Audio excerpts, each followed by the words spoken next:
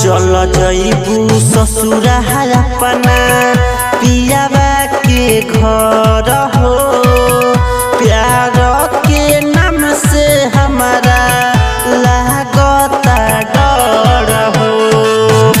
एक बेरी रानी हमार कर फिकर हो। जान रहते तोरा बिना जायम हम मर हो। केहू ना बासहारा तुर दिलुआ सारा। केहू ना बासहारा तुर दिलुआ सारा। प्यार मोर जइबू सारा भूल हो। बन जइबू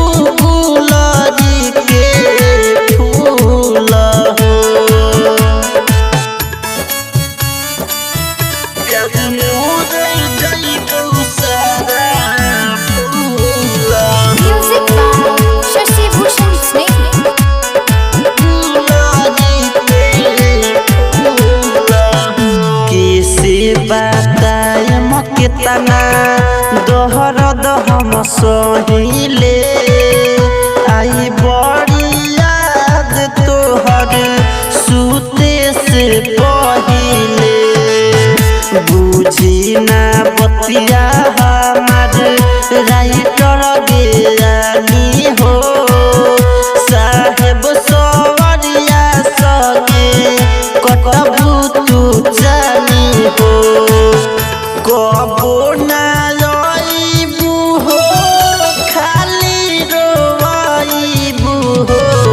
कबो ना रोइबू हो खाली रोइबू हो। प्यार मोर जइबू सारा भूल हो। बन जइबू गुलरी के फूल हो। कमलेश नाथ रिकॉर्डिंग स्टूडियो कैथोलिया चौक।